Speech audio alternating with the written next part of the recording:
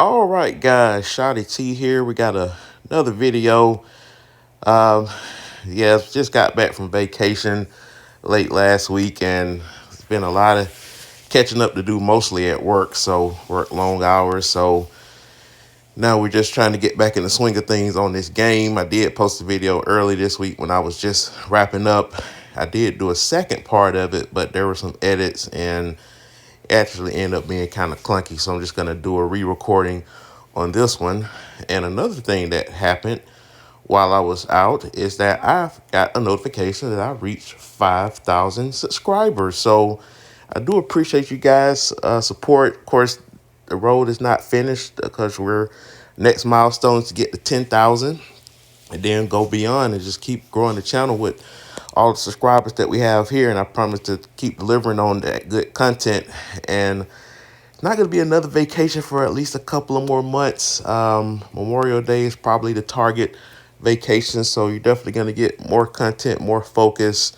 And I know I've got plenty of people that's IMing me on Discord regarding the collaborations. And yes, I will be getting to you this week as well, so we can grow this channel even higher. So a funny thing happened today. Everything that's been lost in the shuffle is that clocks are now set forward. So for you guys that are not in the United States, not sure what countries outside the United States observe daylight savings time, but make sure for those that do, except for I think Arizona, if you're in the United States, make sure that you set your alarm clocks up an hour. So you do lose an hour of sleep, but it didn't matter to me because I'm pretty caught up.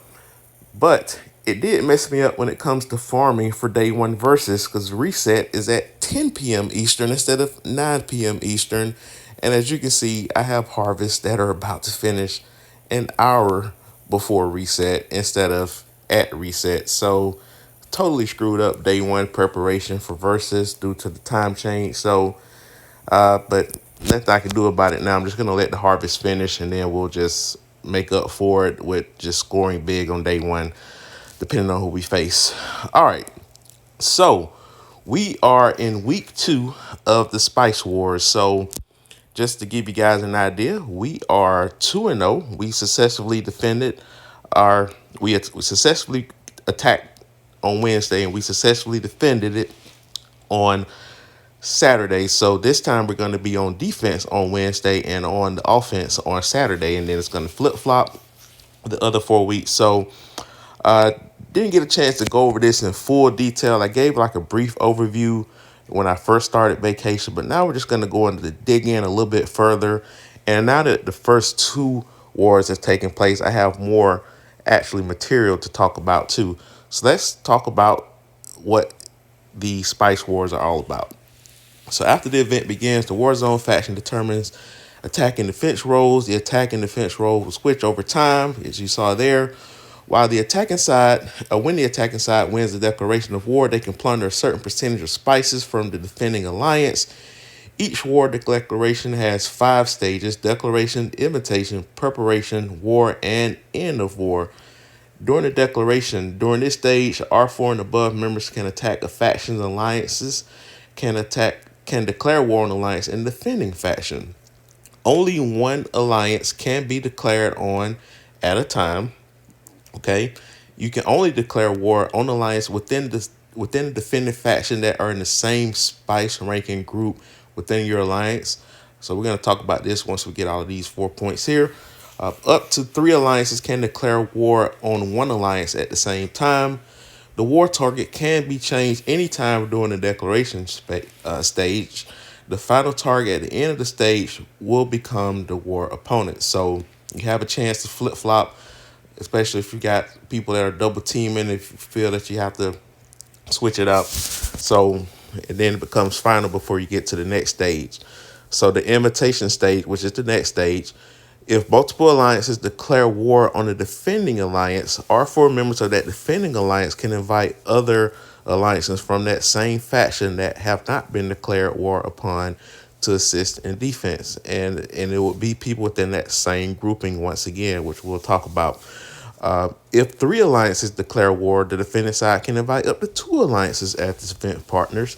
And if two alliances declare war, one alliance can be invited. You can only invite alliance within the defending faction that's within the same spice ranking groups, which I just talked about there. And if the invited alliance agrees to defend, no further changes to defense partner can be made. So it might be some negotiation, some back and forth, but once that invitation is finalized, it is final. If the R4 and above members do not agree, the R4 and above members in the inviting alliance can change the defense invitation at any time. R3 members of the invited alliance can vote on the invitation, and then the preparation stage, the war between the attacking and defending alliance is confirmed and cannot be changed. So everything is locked at that point. The war stage begins after the preparation countdown ends. So it's like a 30-minute grace period there. And then once the war starts, the defending alliance center can be attacked. The attacking and defending alliances can fight each other to determine the war outcome. All right, the attacking alliance center does not need to be connected to the territory, and troops can directly execute attack demands. Defense partners entering the defending alliance center won't engage with the inviters or defenders partners troops. All right, if the attacking troops defeat all the defending troops in the alliance center, they can reduce the alliance center's durability. And if the alliance center is destroyed within the countdown, the attacking side wins, ending the war stage early. And if the attacking side fails to destroy, then the defending side wins. Certain actions during the war stage, such as killing enemy units, healing, earn event points, reaching points milestone will earn corresponding rewards. So this is kind of similar to the Capital Warzone duel. You have those box milestones to go after. All right, and during the war stage, the Alliance Center durability will not automatically recover, nor can the Alliance Center be relocated. So you're pretty much stuck. Placement is key. Location, location, location. And I'll talk about that as well. If the defending Alliance Center has zero durability or hasn't been constructed when the battle begins, the defense will be considered lost. So make sure you have your building already built before this war starts. The attacking side will loot spices divided evenly amongst the multiple attacking alliances. The Alliance Center has four major support structures: the Sacred Water Hut, Exploratory Well, the Mithril Plant, and the Obelisk. I was trying to figure out what that does. Destroying these structures allows attackers to plunder 5% of the defender spices for each one taken down. End of war. During this stage, rewards are sent based off the war's final outcome. The winning alliance can receive victory rewards in the event interface. If the defending alliance are fewer than the attackers, the reward will be boosted up to 3 times the normal rewards. If the attacking side wins, they can plunder a portion of the spices from the defending alliance. Defense partners are not affected. When multiple alliances are attacking, the spice rewards will be distributed proportionately based off the damage the alliance. So if you got a double teaming situation, if one alliance does more damage than the other, then that alliance will get the better proportion of the spice wars. All right, and then the end of the war stage lasts till server time next reset. Unclaimed victory and point rewards will be sent via mail, which fortunately that I got bailed out on that because I forgot to collect. And if the defending alliance R4 does not rebuild the alliance center by the end of the stage, the ruins will be automatically rebuilt. So, okay, so that was a lot to talk about there, but I have context to go by with all of this stuff. So we're gonna start with number 3, with the declaration. So when it talks about within your spice group, so right now we are in faction groups ranking 11 through 20. So that means that the only alliances that can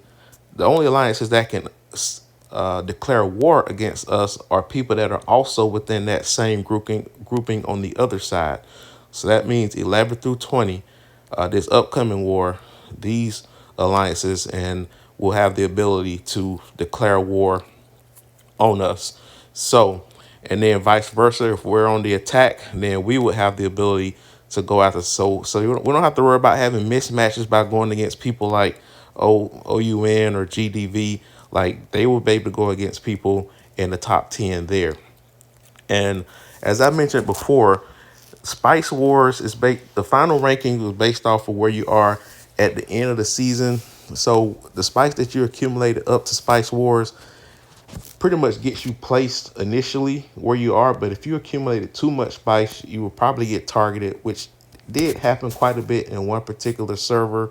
So, but if you do have multiple people that are, let's say, it's two people declare war against your alliance, then you can actually get help from another alliance within this same grouping to help you out, and vice versa. If we double team a certain alliance, I'm going to give you this battle record here, just going to show you what happened. So this happened early in the week. We were on offense, but we declared war against A9N. ZLN also declared war. So as a result, they had an opportunity to have someone help them on defense, but nobody stepped up to defend them. Unfortunately, they said, "Oh, this is a lost cause. We're not going to defend these guys." So that was a pretty easy victory on offense. Unfortunately, ZLN did most of the damage, so they got most of the spice. We probably could have done this by ourselves because ZLN is just a pretty powerful alliance. They probably could have went after someone else and just let us take this is all on our own, but it is what it is. It'll all get sorted out by the time the season is over. And then we were successful on defense man-to-man against XDD, who happens to be in our same grouping this time as well. So I don't think they want to try to go after us again, even though they are in our grouping once again. I think they're number 19. Yeah. So they know not to mess with us this time. So someone else will probably have to target us next time. But the bottom line is our faction is pretty strong and solid. So that pretty much explains that part there.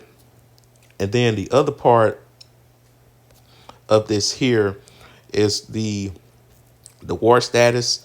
And of course, you can't really see it here. Once the war starts, you'll see like the boxes that you can accumulate. But it's kind of similar for those that have participated in server wars. You'll have like a victory chest. If you win, you get to claim those rewards. And then there are milestones. The milestones aren't as crazy as the war. I think you have to, it's like 6 or 9 boxes. Here it's only 3, and you have to get like 500,000 points, which is not hard to get. If you just do training and healing speed ups, you can pretty much get those boxes. But the easy way to do it is to just fight or defend or kill troops, basically, or use protectors. So there are different ways you can get points there. All right, so that's one way there. And then when I talk about defense, all right, so this is the building that you have to defend. All right, it's this here. All right, this is the Alliance Center. And what I didn't realize is that different parts can be reinforced. So you got this here, which has a maximum of 100, but you also have this that is a separate entity of defense. It has 20 spots, and then you have this, which also is 20 spots. We do not have the Sacred Well just yet, or the other thing, the Obelisk. I believe the Sacred Well produces sacred water, and then the Obelisk, if I'm not mistaken, it produces protectors. Because I know the mithril plant produces mithril, and this produces oil. So you can technically target the individual ones, and if you do partial damage, you can still claim some rewards, because this did happen within our faction. Just going to show you real quick. This happened in our faction, even though we had an alliance actually win. Let's see. Let's go here. So we had BIS in our server. They did win the war, but they ended up losing some spice. So I'm just going to show it here. So here it is. So they won, but ZZD did do some damage to their alliance center and gained some spice despite that. But they still got the winning reward. So it's kind of double-edged there. But you can still, again, you still have a chance to move up in the rankings when you are on the attack. Like if you're on the defense, it's all about maintaining your position. So when we won, we did not lose any spice. We were able to keep our alliance center undamaged. So it's all about participation on defense at the end of the day. So if you have maximum reinforcement and if you keep up the attack of the defense every time someone gets taken off defense, you'll have a successful defense. Now, when it comes to going after the opponent, you cannot attack the bases. Of course, if it is enemy buster such as Saturday, then of course you can attack bases. But on Wednesday during the week, you cannot attack bases unless there is a contaminated area, and there's one way that this a contaminated area can happen, and that's if the missile goes off. So I'm actually going to talk about that in a separate video because this is going on longer than I thought. So we're going to talk about the different roles that each party has in helping strategy with the war. But that's pretty much an overview of the Spice Wars there. As far as what you're trying to do at the end of the season, you're trying to get your final rankings. And right now, after week 1, we are number 25. And our goal is pretty much to stay in a 21 to 50 role. If we're lucky, we can finish in the top 20. And if we finish in the top 20, that'll put us in this tier. So this one is almost a given, but this is within reach depending on what we do the next few weeks. So, but and these are some pretty nice rewards. I mean, you got some season merit medals. You have different declarations. You got alliance points, some special tickets. You got some exclusive weapon shards, these overlord supply chests, plenty of honor points, and you have separate faction rewards for winners and losers as well. So you got a chance to double up on a lot of this stuff, especially if you're a winning alliance. So very exciting to see what we got. We got 3 more weeks left in this season, but I'm going to do a separate video on the other stuff because, like I said, this video is going on pretty long. But anyway, guys, like, share, comment, subscribe, hit that bell notification, and I'll talk to you later.